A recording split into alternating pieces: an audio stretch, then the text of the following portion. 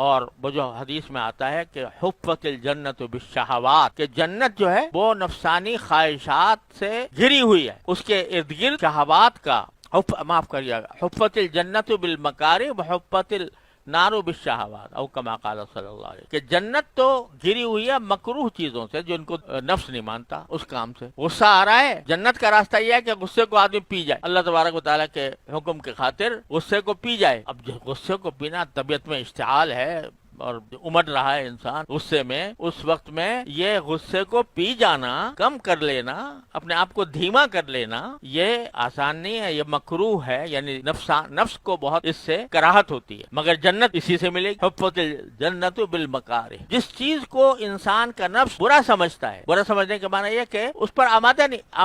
نہیں ہوتا، دل میں اس کے یہ ہوتا ہے کہ یہ کام کروں گا تو میرا مزہ نہیں آئے گا اور میرے نفس کی تسکین نہیں ہوگی، یہ سمجھتا ہے، تو وہ مکروہ ہے اس کے نزدیک۔ اصل مکروہ تو وہ ہے جو اللہ نے جس کو مکروہ قرار دیا، لیکن یہ وہ ہے مکروہ جو نفس کا مکروہ ہے، یعنی انسان کا جو نفس ہے، اس کے نفسانی خواہشات ہیں، وہ اس کو مکروہ سمجھ۔ نیند آ رہی ہے اور اذان ہو رہی ہے، اب نفس کیا کہتا ہے، یا تھوڑا اور سو جاؤ، اب اٹھنا جو ہے مکروہ ہے، مکروہ ہونے کے کیا معنی کہ انسان کا دل اس کو ناپسند کرتا ہے، اٹھنا، سوتے ہوئے نیند کو ختم کر کے اٹھنا، لیکن جنت اسی مکروہ میں ہے۔ حدیث میں رسول کریم صلی اللہ علیہ وسلم نے فرمایا کہ اسباغ الوضوء علی المکارہ، ایسے وقت میں پورا وضو کرنا جبکہ وضو کرنا انسان کے لیے مشقت کا سبب بن رہا ہو، سخت سردی پڑ رہی ہے اور اس سردی کے اندر پانی کو ہاتھ لگانے ہی دشوار والے ہوں، سرد علاقوں میں جا کے دیکھو، جب اگر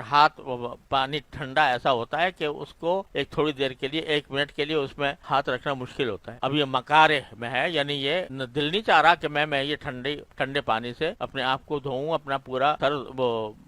چہرہ دھوؤں، ہاتھ دھوؤں، پاؤں دھوؤں، لیکن اس موقع پر پورا وضو کرنا، حدیث میں فرمایا یہ کیا ہے، یہ فذالکم الرباط، قرآن نے فرمایا کہ یہ ایسے موقع پر وضو کرنا جبکہ دل نہ چاہ رہا ہو، اس وقت میں وضو کرنا، یہ جہاد میں پہرا دینے کے برابر ہے۔ فذالکم الرباط، جہاد میں پہرا دینا، جہاد میں سب سے مشکل کام جو ہوتا ہے نا پہرا دینا ہوتا ہے۔ لڑائی اب ہو رہی ہے نا، 10 آدمی لڑ رہے ہیں، 10 آدمیوں سے چلو 20 سے لڑ رہے ہیں، سب اکٹھے لڑ رہے ہیں، وہ تو سب کے ساتھ مل کے لڑ رہے ہیں تو کوئی خاص پریشانی نہیں ہے، بھائی جو اوروں کے ساتھ پیش آ رہا ہے میرے ساتھ بھی پیش آ جائے، اور لشکر تو سو رہا ہے اور ایک آدمی وہ پہرا دے رہا ہے کہ کہیں کوئی دشمن حملہ آور نہ ہو جائے، وہ اکیلا کھڑا ہے، رات کی تاریکی ہے، تنہائی ہے، اور اس کا فرض یہ ہے کہ اگر کوئی دشمن حملہ آور ہو تو یہ تنہا اس کا مقابلہ کرے اور جا کے لوگوں کو بتائے بھی، لیکن اس کا مقابلہ پہلے کرے۔ تو پہرا دینا جہاد کے کاموں میں سب سے زیادہ مشکل کام، اور اس میں انسان کی جان کو بھی خطرہ ہوتا ہے، ڈر بھی لگتا ہے انسان کو، خوف بھی ہوتا ہے، اکیلا کھڑا ہے اندھیرے میں، تو یہ بڑا مشکل کام ہے نا۔ تو رسول کریم صلی اللہ علیہ وسلم نے فرمایا کہ جب تم وضو کرو ایسے موقع پر جبکہ وضو کرنا بہت شاق ہو رہا ہو، مشقت ہو رہی ہو، اور پھر بھی تم کہتے ہو نہیں اللہ کا حکم ہے میں پورا وضو کروں گا، اول سے لے کے آخر 3 ہی مرتبہ دھوؤں گا ہر وضو، اور ٹھنڈا لگے یا گرم لگے کروں گا ضرور، تو اس کو رسول کریم صلی اللہ علیہ وسلم فرما رہے ہیں کہ یہ کیا ہے، یہ پہرا، جہاد میں پہرا دینے کے برابر ہے یہ۔ اب یعنی آپ سوچیں کہ جہاد میں پہرا دینا آسان کام نہیں ہے، لیکن رسول کریم صلی اللہ علیہ وسلم نے فرمایا کہ اللہ تعالیٰ کی رحمت اس پر متوجہ ہوتی ہے۔ متوجہ کس پر ہوتی ہے؟ کہ جس چیز کو انسان کا نفس مکروہ سمجھ رہا ہے، برا سمجھ رہا ہے، اس کو اختیار کرے اللہ کے لیے۔ نماز پڑھنے کو دل نہیں چاہ رہا، نماز پڑھ رہا ہے تو اس پر اجر، اس پر۔ اسی لیے حضرت گنگوئی رحمۃ اللہ علیہ فرماتے ہیں، ہمارے قطب الارشاد، ہمارے سلسلے کے قطب الارشاد ہیں حضرت گنگوئی رحمۃ، تو وہ فرماتے ہیں لوگ کہتے ہیں نا بھائی نماز میں دل نہیں لگتا،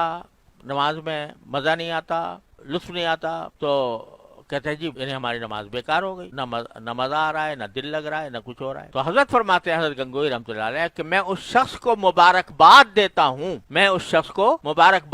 ہوں، جسے ساری زندگی نماز میں مزہ نہیں آیا اور پڑھتا رہا، جسے ساری زندگی مزہ نہ آیا لیکن پڑھتا رہا، اس کو مبارکباد دیتا ہوں۔ کیونکہ اگر لذت آنے لگے، نعمت تو ہے اللہ تعالیٰ کی، لذت آنے لگے، لیکن اس میں نفس کی مخالفت نہیں ہے، سمجھنا؟ جب مزہ آ رہا ہے تو آدمی لطف کے لیے پڑھ رہا ہے، مزے کے لیے پڑھ رہا ہے، تو اس میں جو ہے وہ مشقت نہیں ہے نفس پر. اور جب نفس پر مشقت ہے کہ بھئی کچھ بھی ہوگا پڑھوں گا, مزہ نہیں آ رہا, دل نہیں چاہ رہا, لیکن پڑھوں گا, تو حضرت فرماتے ہیں کہ ساری زندگی اگر مزہ نہ آئے اور لیکن پڑھتا رہے, چھوڑے نہیں, تو میں اس کو مبارکباد دیتا ہوں کہ جنت کے دروازہ اس کے لیے کھلا. تو انسان کا جو نفس ہے نا, ساری ہماری زندگی کی جو کشمکش ہے وہ یہ ہے کہ قرآن کریم میں فرمایا کہ نفس وما سواہا فالہمہا فجورہا وتقواہا, کہ اللہ تبارک و تعالیٰ نے انسان کو پیدا کیا اور اس کو ایک بہترین شکل میں بنایا, اس کی ساری قوتیں اس کو عطا فرمائیں, اور اب جو فرماتے ہیں کہ جو اس نفس کو پاکیزہ رکھے اور وہ کامیاب ہوگا. دے دی دونوں چیزیں تمہیں ہیں, دل میں گناہ کے تقاضے بھی دے دیے, اور اگر ایمان ہے تو اللہ کا ڈر بھی دے دیا. کتنا بھی ایمان گئے سے گیا انسان ہو تو کبھی نہ کبھی اللہ تعالیٰ سے ڈر دل میں پیدا ہوتا ہے, تو وہ پیدا کیا ہوا ہے, دونوں چیزیں پیدا کر رکھی, اس لیے کر رکھی ہے کہ فجور سے یعنی گناہ سے اپنے آپ کو بچانے کی فکر کرو اور تقوی حاصل کرنے کی فکر کرو. دونوں چیزیں دے دیں, ان میں کشمکش رہتی, یہی کشمکش زندگی. تو اس میں جب آدمی قد افلح من زکاہا وقد خاب من دساہا, جو اس نفس کو پاک کر لے, کہاں سے پاک کر لے, خواہشات نفس کے غلبے سے پاک کر لے, تو وہ فلاح پا گیا. فلاح کیا پا گیا؟ دنیا بھی اس کی اچھی اور آخرت بھی اس کی شاندار. اور جس نے اپنے آپ کو ان خواہشات نفس کے چکر میں ڈال دیا, ہر وقت اس فکر میں ہے کہ کسی نہ کسی کوئی لذت مجھے حاصل ہو جائے, میرے نفس کے کسی تقاضے کی تسکین ہو جائے, چاہے اس کے لیے حلال کروں یا حرام کروں, اس کی فکر نہیں ہے, اور آدمی لذتوں کا طالب ہے, تو فرمایا کہ وہ ناکام ہے دنیا میں بھی اور آخرت میں بھی.